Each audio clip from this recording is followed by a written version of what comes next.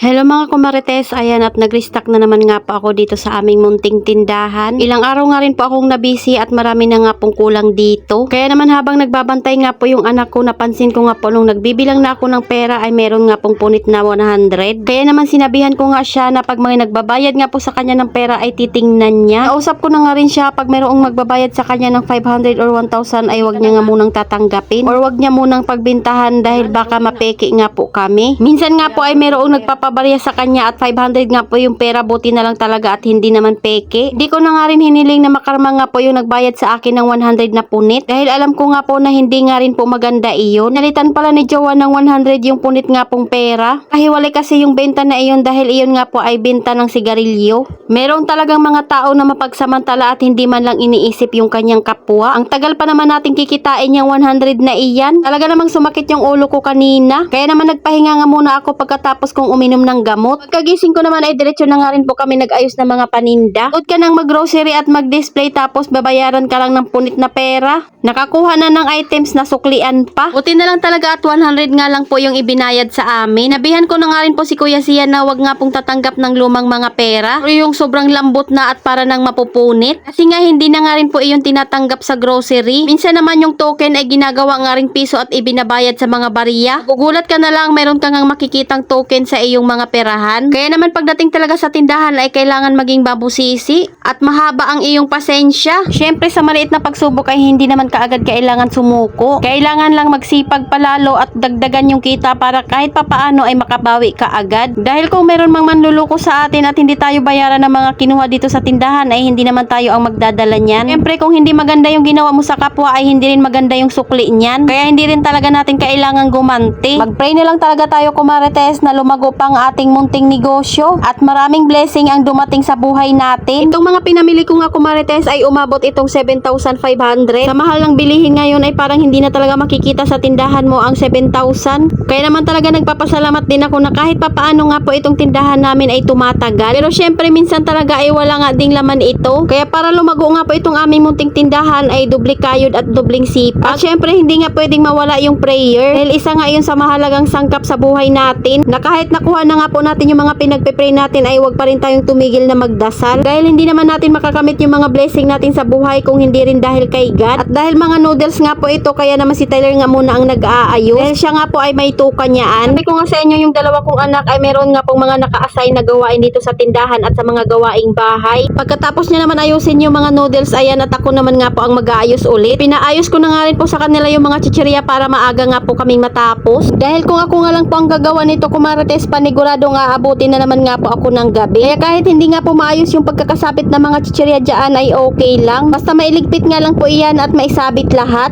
Kita pa din naman yan kumarites kahit halo-halo na nga po yung pagkakasabit niyaan. Magtendera ka talaga minsan kahit masama nga yung pakiramdam mo ay kailangan mo pa rin kumilos. Dahil kung hindi mo nga kaagad ma-display yung mga pinamili mo ay pwede nga rin pong hindi agad mabenta. Dahil yung mga hinahanap ng customer ay nasa karton pa. Syempre nakakahiya naman kung pag-intayin nga po natin yung ating mga customer. Kaya iniiwasan ko rin talaga na hindi kaagad mabigyan yung mga bumibili. Kaya hanggat maaari nga po ay talagang binibigyan ko na kaagad. Bilang tindera ay iniiwasan ko rin talagang magtaray sa customer. Ito lang nga ako sa mood ay talaga namang mapapangiti nga po ako pag meron nga pong bumibili. Kulang ba yung ganoong kumarites? Kaya kung wala talaga ako sa mood kumarites ay naglalagay nga po talaga ako ng close sa aking tindahan. Ipinapahinga ko nga muna yung aking sarili. Pero meron din talaga akong ayaw na ginagawa ng customer. Yung tipong ginagawa mo na nga ang lahat para mabilis maibigay sa kanya ay nagmamadali pa siya. Ang lagi niya nga pong ginagawa sa akin kahit meron nga po ako sa aking tindahan minsan ay sinasabi kong wala. Sayang man ang benta pero ayaw ko kasi ng stress. Sabi nga nila, your tindahan, your rules. Nung bagong nagtitindahan pa nga ako kumarites, nahihiya talaga ako sa mga nangungutang na hindi ko nabibigyan. Kaya hanggat maaari ay pinapautang ko talaga. Kaya naman yung iba talaga ay sasamantalahin nila kahit hindi naman sila bumibili sa'yo pero sa'yo uutang. Ang ending, laging ubos yung paninda ko pero wala nga akong pang grocery. Kaya ito katagalan natuto na rin talaga akong humindi. Dahil sayang yung pagod, yung effort mong mag-display tapos wala namang improvement yung tindahan. Yung tipong pag nagkakasahod nga si Jowa ay binibili ka agad dito sa tindahan pero pagkatapos ng sahod ay wala na kaagad dahil sinasalo na kaagad ng mga utang tapos hindi nga po kaagad nababayaran. ngayon kahit isipin nila na hindi nga po ako mabait at nagbago na ay wala na nga po sa akin iyon. Dahil kahit maging mabait ka o hindi ay meron pa rin silang masasabi sa'yo. Hindi nga pwede na puro lang tayo intindi sa kanila pero tayo ay hindi nila iniintindi. Na-experience nyo na ba yung kumarites yung tipong ilang linggong hindi bumibili sa'yo ng kape tapos biglang uutang sa'yo ng kape? O di ba mapapaisip ka na lang talaga na saan ka bumibili, dapat doon kang uutang. Ayan, at mga sabon na nga lang po kumarites yung aking mga i-display. Pinagpuputol-putol ko na nga po para iwas punit. Dahil sabi ko nga sa inyo, habang walang pasok, madalas talaga si Kuya Sian ang nagbabantay dito. Kaya minsan talaga ay napupunit din kakamadaling magbigay. Medyo puno na naman nga po itong aking munting tindahan dahil maliit nga lang po yung space dito. Kaya akala mo talaga ay kumpleto na. Meron nga rin po nagtatanong sa akin kung meron ba akong tindang bigas. Wala nga po akong tindang bigas dahil hindi ko pa nga po afford iyon. Dahil alam naman natin na nagmahal talaga yung mga bigas ngayon. Kaya kung ano nga lang po yung madalas na hinahanap sa munting tindahan ko, ayun nga lang po yung mga binibili ko muna. Para mabilis maubos at mabilis nga rin po makaikot. Hindi naman kasi pwedeng pilitin natin lahat ng gusto nating ibenta. Lalo na kung hindi pa natin kaya. Baka imbis na kumita abay na baon pa sa utang. So ito na nga po yung itsura ng ating munting tindahan dahil tapos na nga po kaming mag-display.